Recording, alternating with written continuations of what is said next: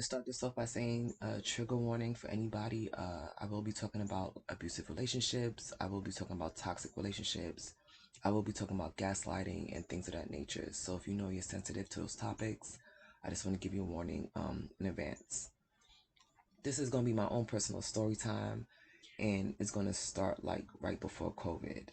Um, in my previous relationships, I want to say I was born in the 80s, so a lot of the times I'm older, I'm not old, but older, like I like to say, but you know what I mean? So in my earlier relationships, I wasn't a person who always strived for being in a relationship. Like I would date somebody and be like the only person I'm dating. But as far as like making it official, I was very hesitant towards that. I wasn't one of those females who pushed to be like, okay, you have to like claim me.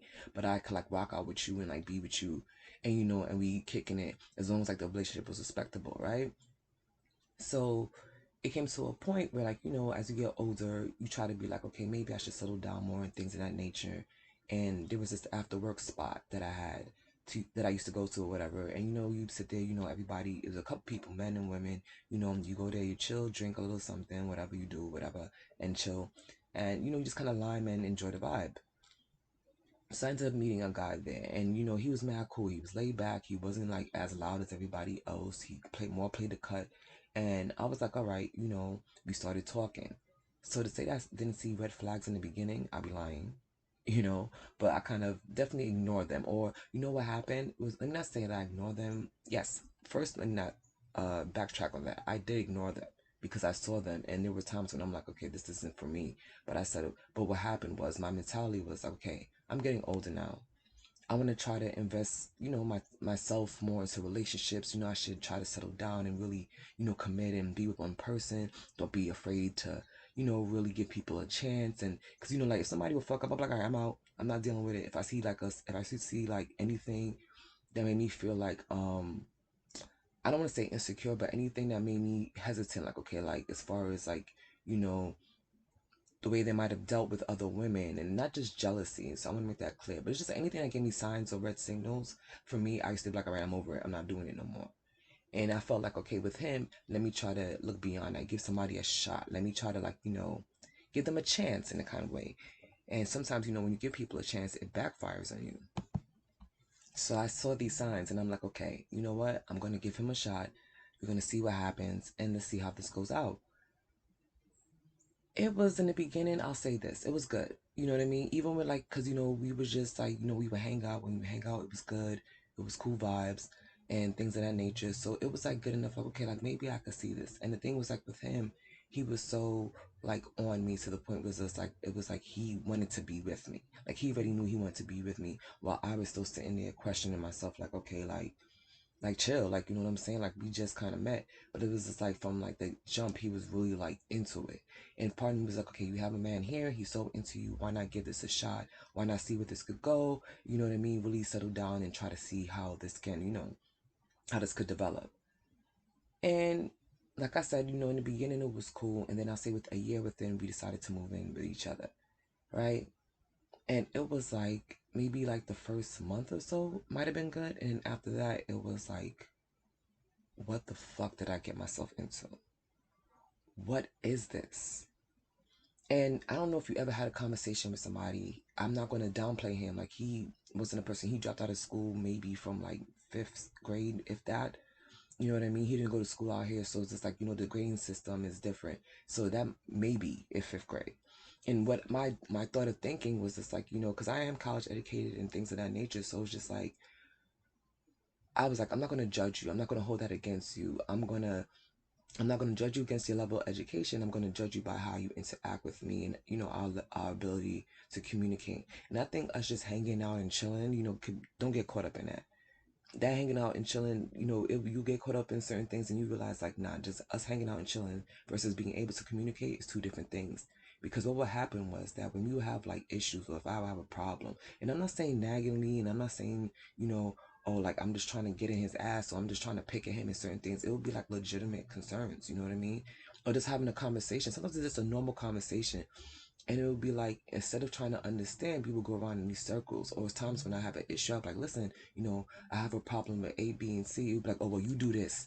And I'm like, but hold up. If I was doing this the whole time, why you didn't say nothing when I was doing it? Why are you gonna bring it up now? Because now it becomes a tit for tat. Now it becomes a, oh well, you did this, I did that, you did this, and it's just like, no, we need to address one thing at a time. And I think that's what people fail to realize. Like, it's okay if you felt that way. Nobody's gonna knock you feeling that way. But you coming at me now because, and it's not you coming at me because you feel like you had to say this. Because if you did, then you would have said it already. I'm coming to you because this is bothering me. So at least address this, and then we can definitely address that. So it used to be a lot of that like circle talking and like gaslighting, or like, oh, like he didn't really do that, or he didn't, like, he was kind of petty in a way too. And he was a Scorpio, but I'm not gonna get into that because I don't want to, like, isolate anybody. But yeah, it just got crazy. And then I remember it turned abusive, and I can't remember exactly when we started getting into like physical like altercations, but I remember certain fights, if that makes sense. You know what I mean? Which is kind of crazy. Like I remember one time where like I literally, it was just crazy. And sometimes I don't want to go into details because it's just like, especially on the internet, it gets wild. But like having to really like fight back for your life is a different kind of level. It brings out a different side of you where you're like, it's like fight or die. And I don't think I ever want to be in that space again, you know? So how I ended up leaving that relationship was the fact was just like, okay, so we got into many of fights. And I remember it was one time specifically, and I don't know how to say that word. Well, I do, but it takes me like effort and trust. If I say it wrong, please forgive me. But it was like a time I remember one of my answers was like, okay, maybe if I don't fight him back, maybe if I show him like, okay, like you're just hurting me, he will feel so bad that like it would be like, he would stop. No, no, because I remember at his cousin's party one time in Queens and we was leaving. I was having a good time. And he had this thing about him too. It's just like, if I was having a good time, then he picked the argument. Because we would go out and like if he was having a good time and I was just chilling and I wasn't like really feeling the vibe, then he having the best time of his life. Same way like if his birthday or like Father's Day or certain things, like he will always be like, yes, like this is like, he living for it. He hype, music playing, me jamming all day, all kind of thing. You know what I mean? But then it would be like Mother's Day or my birthday, I could barely hear like anything. It would be quiet, and then he would pick little, like nitpick at little stuff, and it would be crazy. I don't know if you hear that. Oh, Lord have mercy. And it would be so wild to me. So wild to me. Just like how every time, like if I'm in a good mood or if it was something to celebrate me, or if I like, say like I had an event to go to, he would pick fight on those days. So eventually it came to a point where it was just like, you know what? Like I would like pack up my stuff, but then it would be like, you be like, why didn't I ever try to leave? I did. There was times where like he literally physically brought me into the apartment, fighting and kicking and screaming. Took my keys, my phone, my ID, my wallet, my everything. And I'm like, it's 3 o'clock in the morning, and he's trying to do that, baby, I love you, baby, I love you, calm down, calm down, calm down, kind of shit. You know how niggas do. Excuse the language, you know what I mean? And it's like, I just, I came to a point where it was just like, I don't know what to do, but I know I needed to get out of there. And I remember we went to a party, and that night, and he had been acting funny lately. Like, he had been going like to certain places by himself, and it was like certain places that he never used to go to, and it was just like randomly. And I know that like, certain people would be there. And it became a thing like, okay, I see you a little bit.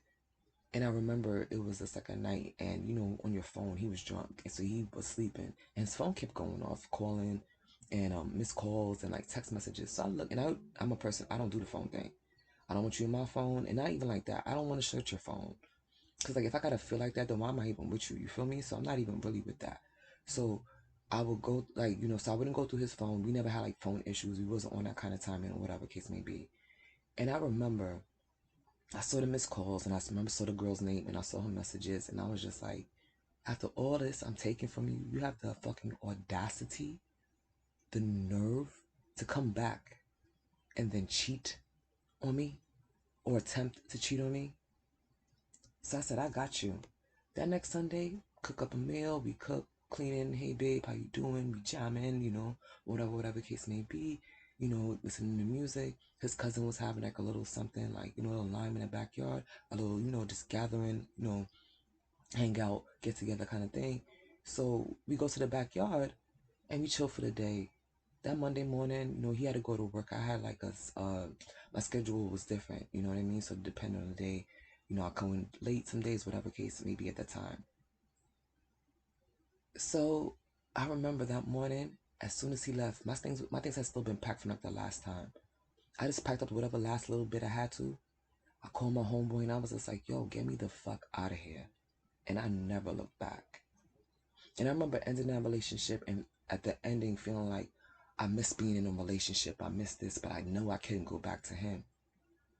And the crazy thing, you feel like, how the hell you gonna miss being in a relationship after? No, but I did. And I'm talking about we used to fight. It wasn't like I'm talking about like breaking glass, like all kind of shit, and it was crazy. Like I'm walking around with like marks on my face and like using little makeup to cover. Like it was real, and I never in my life had experienced that before until then, and it was just so surreal to me.